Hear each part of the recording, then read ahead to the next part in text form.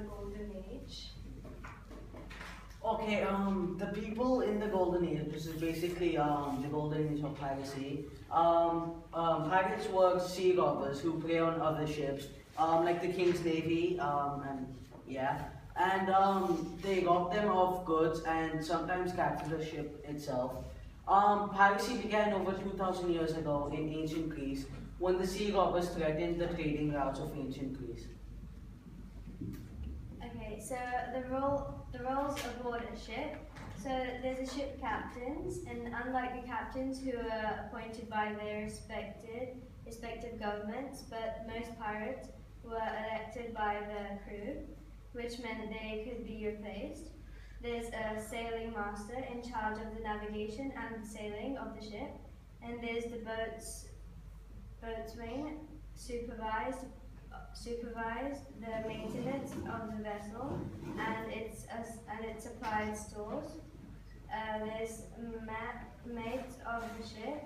They serve the ship's master, boatswain, carpenter, and the gunner, as well as taking care of the fighting and out of the vessel and examination of the rope for the safety.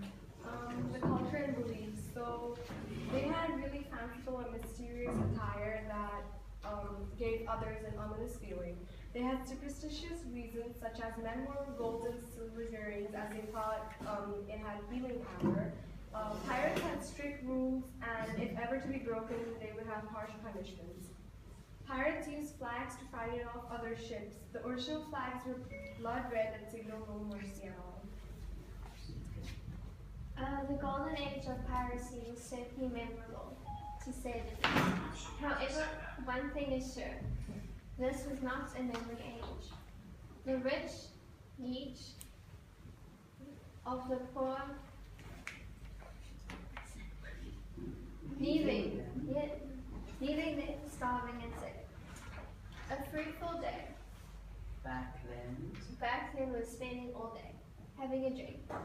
Many people headed out to the seas in hope to earn a decent wage, only to be greeted with scurvy. People even turned to piracy to try to live a decent life.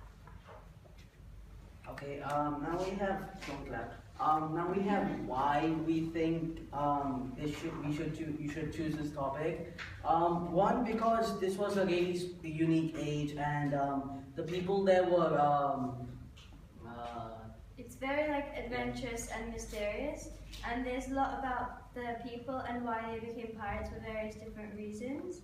It's really risky and and there are lots of myths behind this topic. First of all, pirates didn't really get away with what they did. There was only one man who actually did it. Most of them were hanged because they did. Yeah, that's basically it. You can clap now. Welcome to year 3252. Okay, this is practically it, but there's more. Okay, so in our group is Megan, me, Ali, and Dayun, and we basically chose the future because it shows your shows your creativity and shows what you actually think will happen in the future. So Megan will start on Mars because we all know it's going to be Mars. Okay, so after the successful launch of 100 Earth citizens to Mars in the year 2023, approximately 5 billion people have migrated and reproduced on Mars. They found water sources and have built an Earth-like atmosphere. The global search has begun for the first humans to step on Mars to make it their homes. In a extensive training period, candidates will learn the skills they need to survive on Mars. Mars One will establish a permanent human settlement on Mars. Crews of 4 will depart every 2 years starting in 2024, so it's already gone. Our first unmanned mission will be launched in 2018. Mars One designed a mission using only existing technology. In the coming years, a demonstration mission, communication satellites, 2 rovers, and several cargo missions will be sent to Mars. A reliable living environment will be waiting for the astronauts when they leave Earth. A lot of great inventions were invented too. So the 3D printers can now print food that is edible, like this hamburger.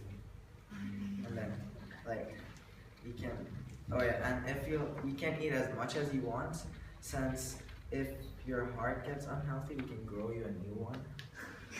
That would be in the medicine topic. It's actually not that funny. We can grow like all the organs. Okay, now Megan will start. What we didn't mention before was the real-life Iron Man suits, okay, on Mars.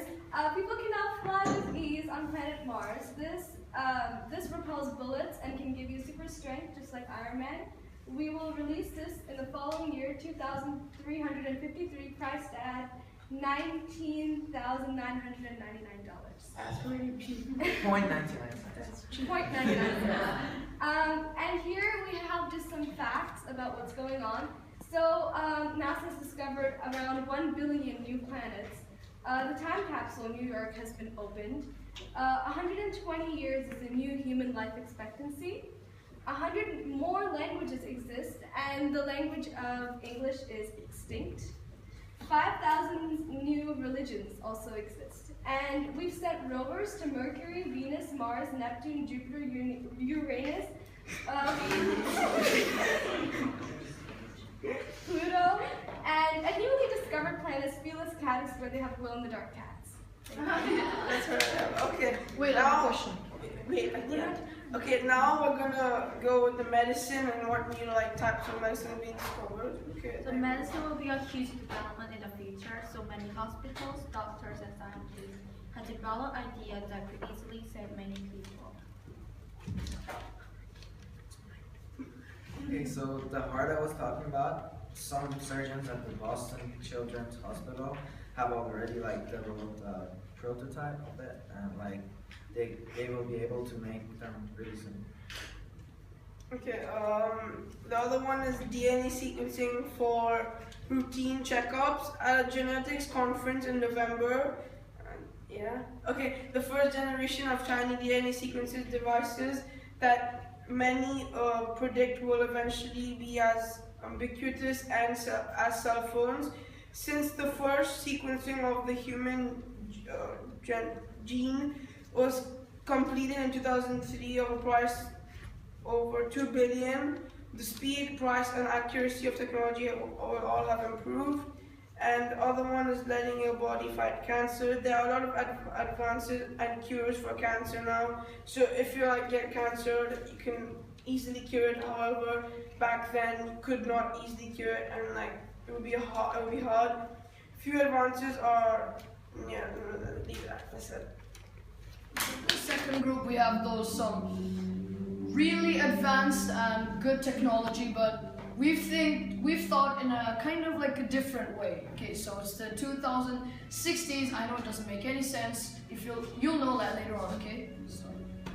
So ours, as you know, in the future technology improves. So we go to space exploration, nuclear weapons, but they were used for the wrong purpose.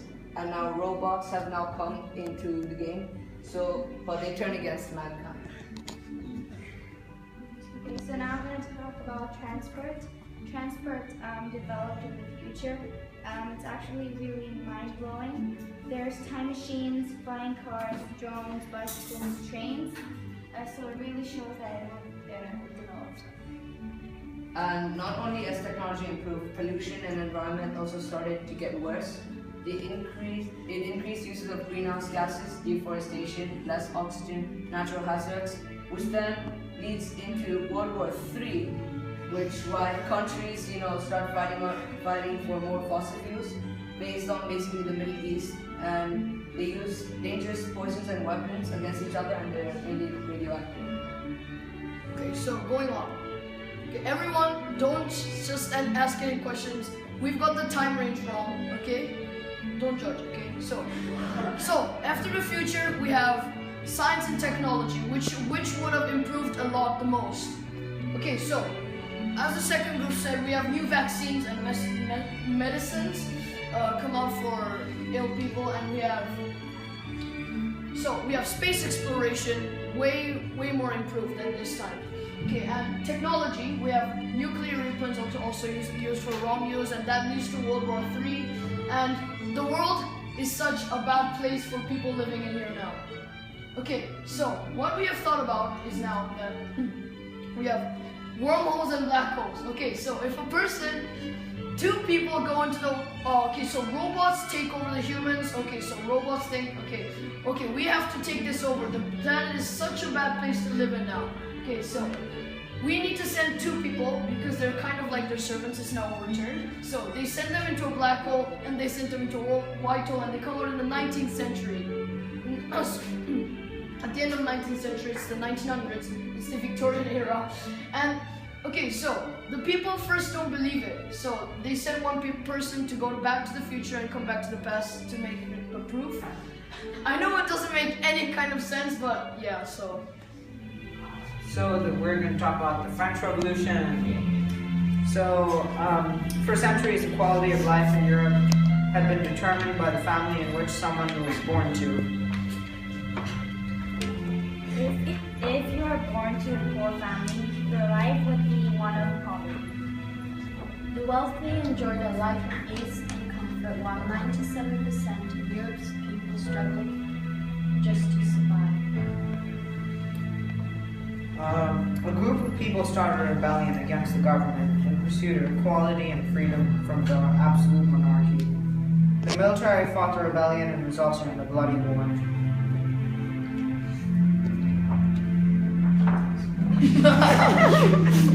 Okay, so the bloody war. So the people of France, most of them were poor, and they rebelled against the government. So basically, the war lasted for 10 years, and it's estimated that from 16 to 40,000 people died. But in the end, they won. So. The French Revolution took place from 1789 to 1799. 97% of Europe's people struggled to survive, while the other 3% lived a life of wealth. Resentment was occurred since there was a gap between the poor and the rich people. Even though the poor people worked hard, they still lived in poverty. On the other hand, the rich people cannot. The French people got their inspiration to perform a French Revolution after the American people declared their independence from the British colonies. And that's all, folks. Now we're going to talk about the Elizabethan era. So we're going to start with what it actually is. So the Elizabethan era was the epoch in English history of Queen Elizabeth's reign. So historians depict it as the golden age of history. So in this era, this was mostly where the first English theater started. The Protestant-Catholic divide was settled for a time by the Elizabethan religious settlement, but there are some rules. Being Catholic isn't a crime, but there is a fine for not conforming to established religion, such as not going to church on Sunday. Also, it is illegal to be priest in England, and everyone is required to attend a church service once a month. Also, formal religion was not the only source of belief and ritual in this era. As controversy and conflict reshaped religious systems, old superstitions and practices flourished.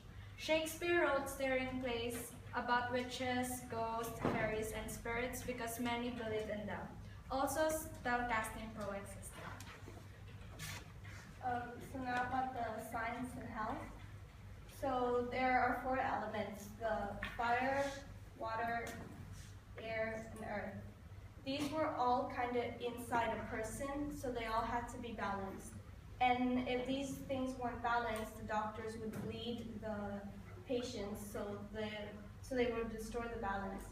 So they would bleed the patients, not using leeches, but using a lancet and a bowl.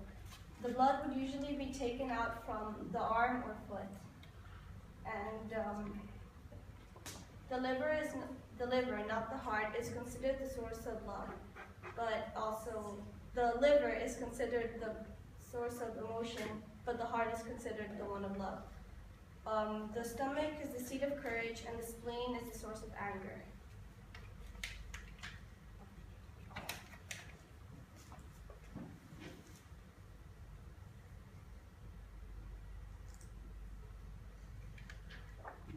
So, lots of people believed in superstition.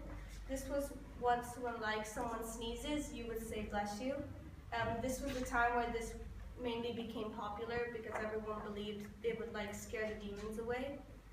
And that's why they also said with the 4 elements they would have to keep everything balanced. Also, they believe that good luck, you'll have a good luck if you touch a man about to be hanged, and breathed on by a cow, spit in a fire. Also, you will have bad luck if you leave a door open behind you. So if you guys didn't notice, we are doing World War II. Now these were blood-filled times, scattering with raining drops of red. These times were terrible and scary. There was an unbelievable amount of tension in the air. No one knew when nuclear bombs and weapons would be available, and it was scary. So I'm going to start it off by handing it to Aman, who's going to explain the main points of World War II. Okay, so before we actually get to the start of World War II, we're actually going to start from the end of World War I. This might sound stupid, but it isn't. Okay, so firstly, when World War I ended, the Germans had to sign a contract saying that they'll pay back all of their associates. So this led to them being bankrupt and then Hitler's rise to power, which we get into now. So firstly, Hitler invades Poland, but of course, England defends. Then they begin attacking places like Norway, Belgium, the Netherlands, and France. Later within the 1940s, the Germans invade Britain, so this is starts something called the Battle of Britain. Then, in 1941, Italy becomes an ally of Germany, so then now they're able to attack North Africa and Greece. Later in 1941, the Germans invade the Soviet Union. 1943, not really that much. 1942, goes forward.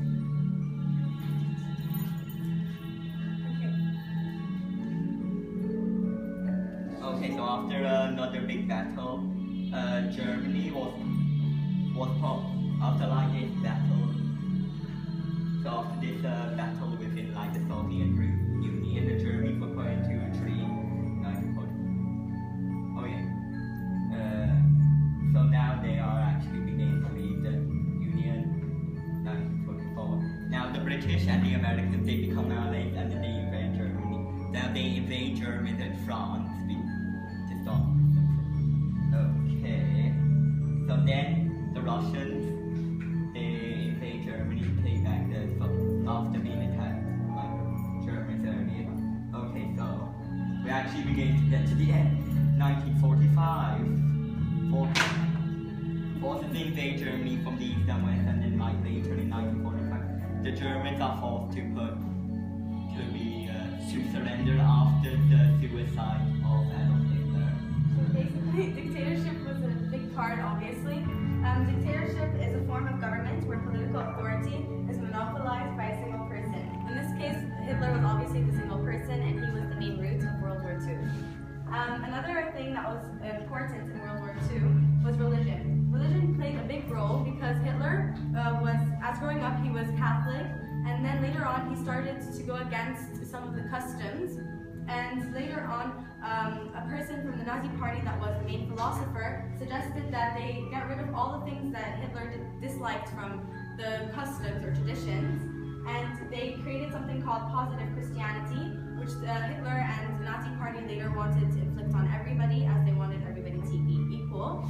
And this kind of links to racism, which is even after World War II had ended, people still had some traces left of them, where they would be racist, specifically because of the Jews and the issues that went on there. Leading on from that, we have famine, which means not having enough food and food supplies. So during World War II, to hinder the other country from exceeding and winning the war, obviously Britain destroyed the food supplies for Germany, Germany did the same for Britain, etc. People had to ration their food and many starved to death. I can't give you exact numbers, but it is a lot of people. From there, we also have death. Now, death was a giant topic and a giant theme in World War II. As you know, loads and loads of people died there, and it was just terrible. Imagine we can use this like for travel writing, because there is so much death there, it would be usual, like to that extent. And yeah, I'm just gonna lead on to Mariana. At these times, anything could happen at any time. People had to live in fear of bombings and other courses of action that may occur, which leads to extreme nuclear war. As technology was advancing, as realization of nuclear war was drawing even closer, this applied immense pressure on all the war participants.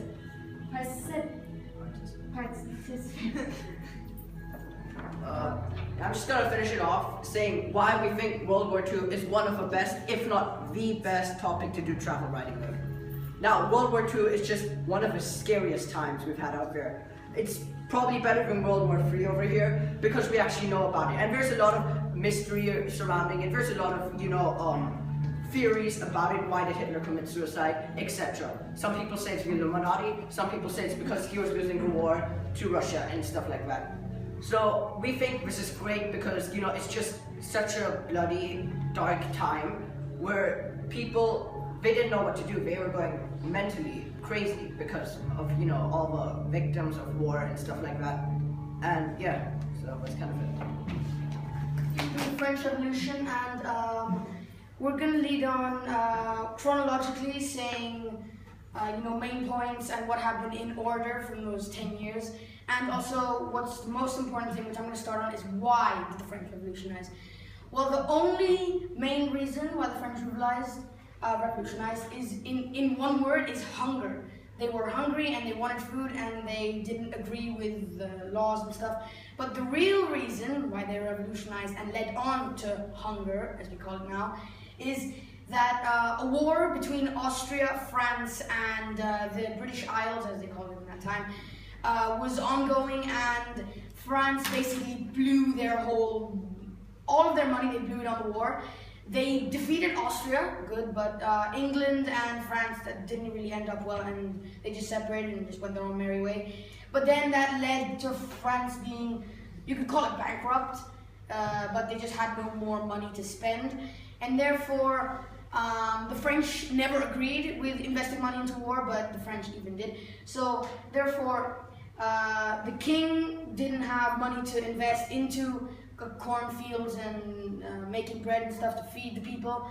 So therefore, the French got angry. King Louis, which by the way is that guy, he was really fat, just saying, was really ignorant, you could say, and that led to French people disliking him and all the rest things which Ali's going to explain about Marie Antoinette and King Louis the 16th. Okay, so the king and Marie Antoinette, so she is the unpopular queen, and he's the king, obviously. They were married, and they were merely in their teens, so they were like 14, 15 when they first got married.